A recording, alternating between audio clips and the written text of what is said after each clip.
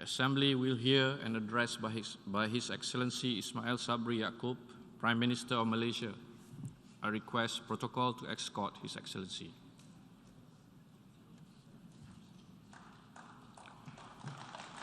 I have great pleasure in welcoming His Excellency Ismail Sabri Yaakob, Prime Minister of Malaysia. I invite him to address the Assembly. Persilakan YB. Bismillahirrahmanirrahim. Assalamualaikum warahmatullahi wabarakatuh. Salam sejahtera dan salam keluarga dunia. Pertamanya saya ingin mengucapkan tahniah kepada Tuan Yang Terutama kerana dipilih sebagai Presiden Perhimpunan Agung Pertubuhan Bangsa-Bangsa Bersatu PBB bagi sesi ke-77. Saya yakin dengan kepimpinan Tuan Yang Terutama, sesi kali ini dapat berjalan dengan cekap dan berkesan. Saya juga ingin merakamkan penghargaan kepada Presiden yang terdahulu, Tuan Yang Terutama Abdullah Shahid, kerana menunjukkan kepimpinan yang cemerlang dalam sesi ke-76 meskipun berhadapan dengan pelbagai kekangan dan cabaran.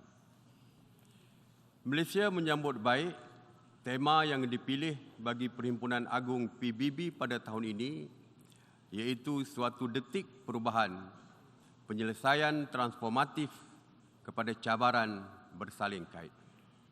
Kami percaya tema ini amatlah bersesuaian dengan situasi yang sedang kita lalui bersama. Tuan Presiden, apabila kita mendengar komitmen yang tinggi serta ikrar untuk bekerjasama pada Perhimpunan Agung lepas, ia memberikan harapan kepada dunia. Banyak kenyataan telah dikeluarkan dan memberi harapan termasuk pada saya bahawa semangat sebuah keluarga dunia berupaya mengenepikan perbezaan yang wujud dalam kalangan kita.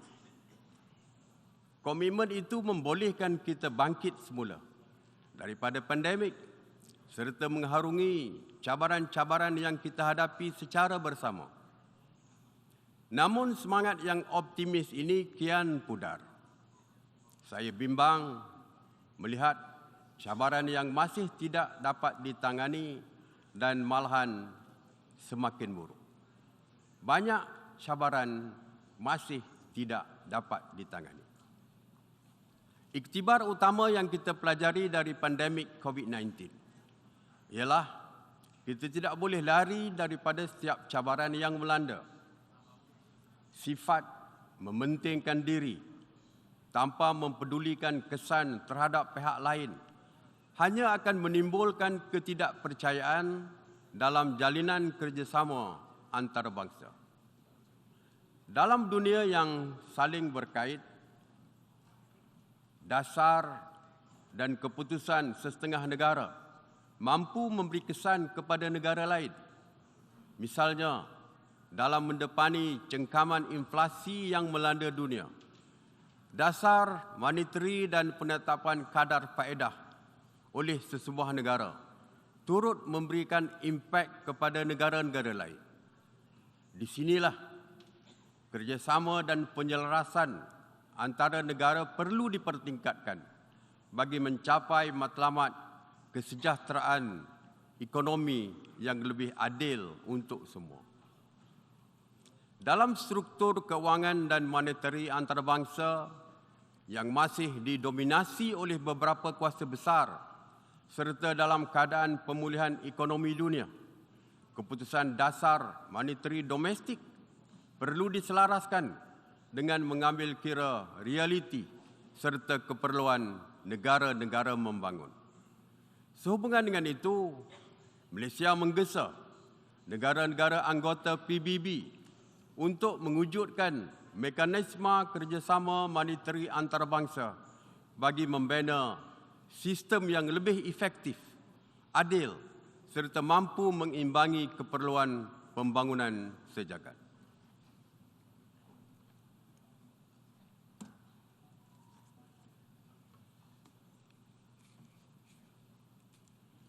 Mr. President,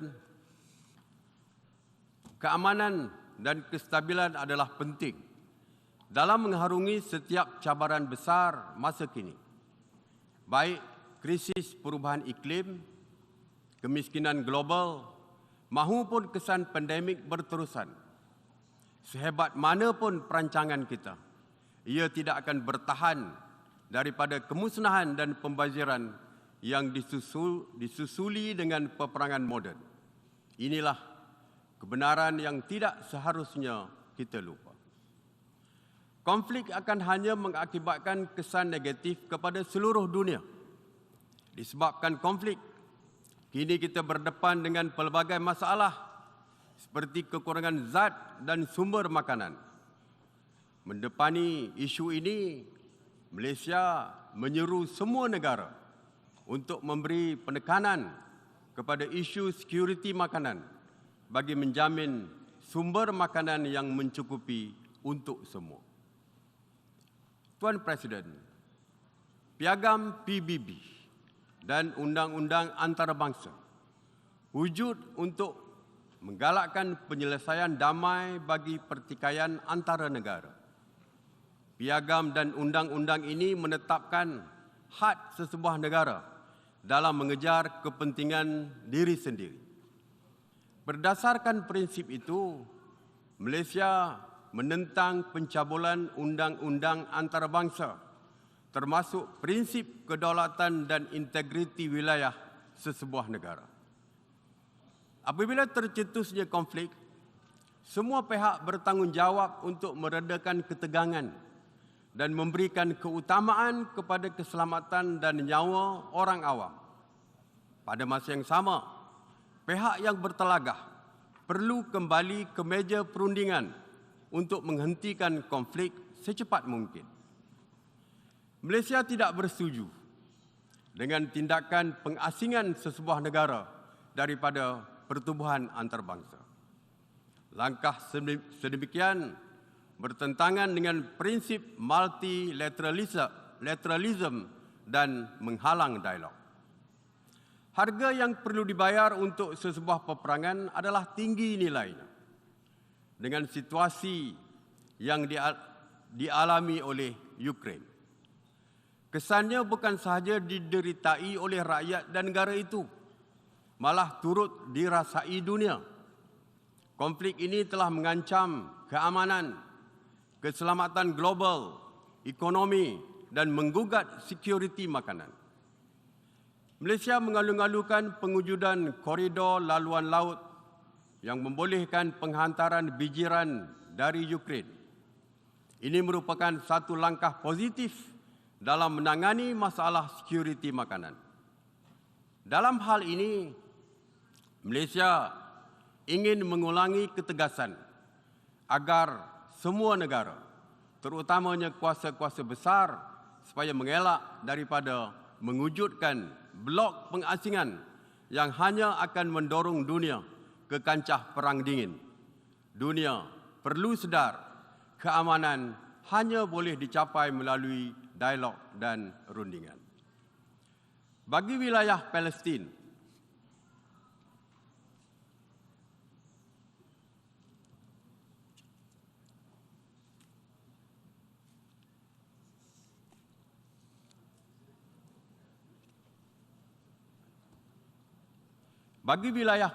yang diduduki, Malaysia kecewa dengan pendudukan secara kejam oleh Israel yang berlarutan sejak sekian lama. Rakyat Palestin terus hidup dalam belenggu dasar-dasar diskriminasi Israel. Penempatan haram semakin berleluasa. Ini bertentangan dengan undang-undang antarabangsa, termasuk Resolusi 2334 Majlis Keselamatan. Hak paling asas rakyat Palestin terus dinafikan.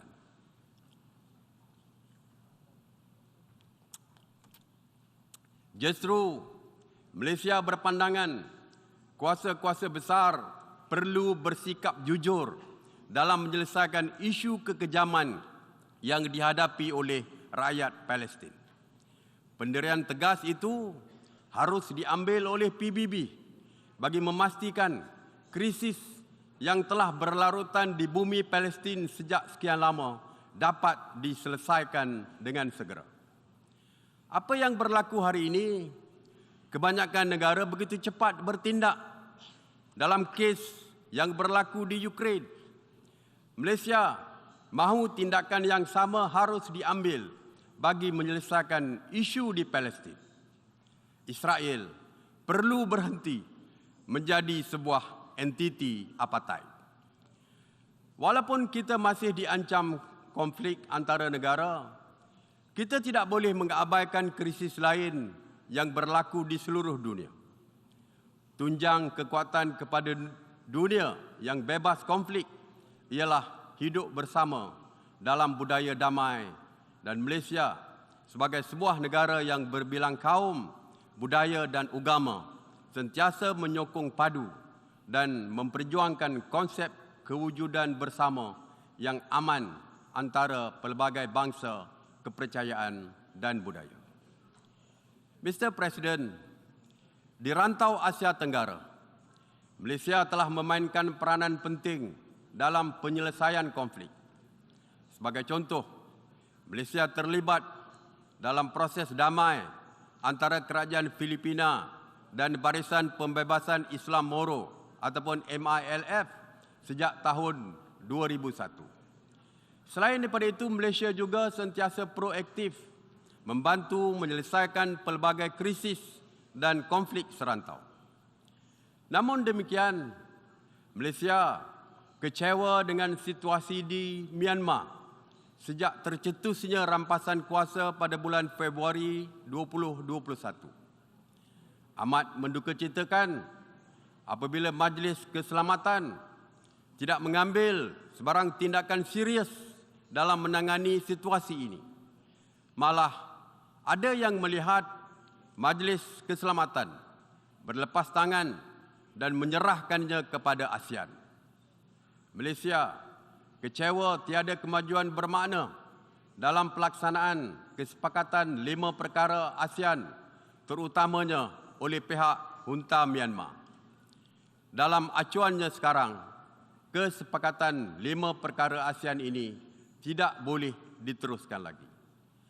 Justru kesepakatan ini perlu diberi nafas baru dan diperhalusi berdasarkan rangka kerja, jangka masa dan matlamat akhir yang lebih jelas. Sesungguhnya yang lebih penting ialah aspirasi rakyat Myanmar perlu dipenuhi. Krisis politik di Myanmar juga telah memburukkan lagi keadaan berjuta-juta pelarian Myanmar, termasuk pelarian etnik Rohingya. Walaupun Malaysia bukan negara yang menandatangani Konvensyen Status Pelarian 1951 dan Protokol 1967, Malaysia atas dasar kemanusiaan menerima hampir 200,000 orang pelarian Rohingya. Oleh yang demikian, adalah menjadi tanggungjawab kesemua negara, termasuk negara peserta konvensyen, turut mengambil lebih ramai pelarian bagi ditempatkan di negara masing-masing. Pada masa yang sama, Malaysia amat menekankan peri pentingnya dunia menangani punca utama krisis Rohingya. Saya percaya bahawa isu ini tidak akan diselesaikan selagi krisis di negara tersebut berterusan.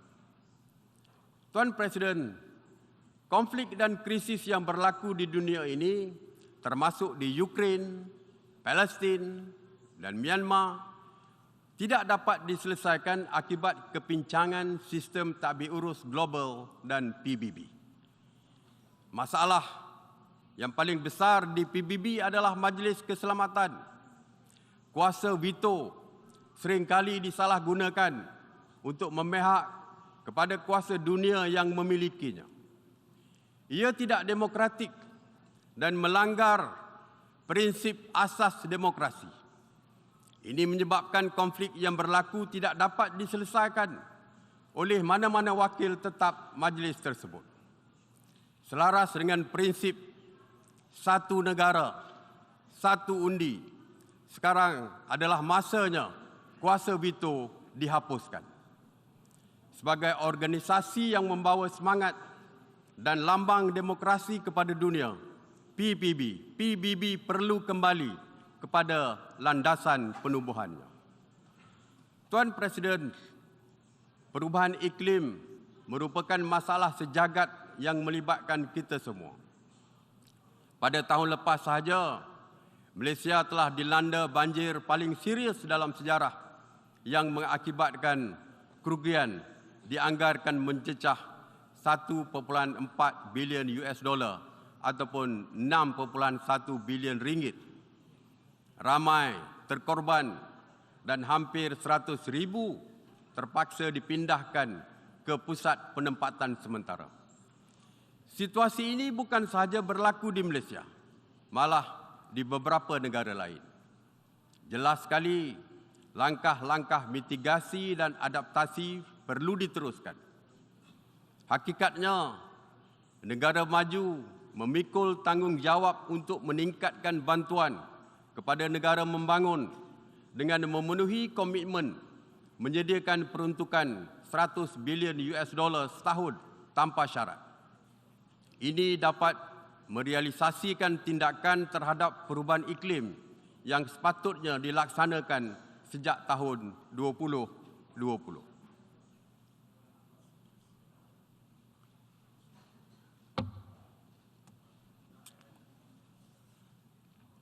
COVID-19 telah merencatkan usaha kita dalam mencapai matlamat pembangunan mampan ataupun SDG. Di sini, saya berdiri sebagai negara membangun, menegaskan bahawa pelaksanaan dan kejayaan pembangunan sosioekonomi yang lebih hijau dan mapan akan dicapai dengan sahutan janji yang sama dan inklusif.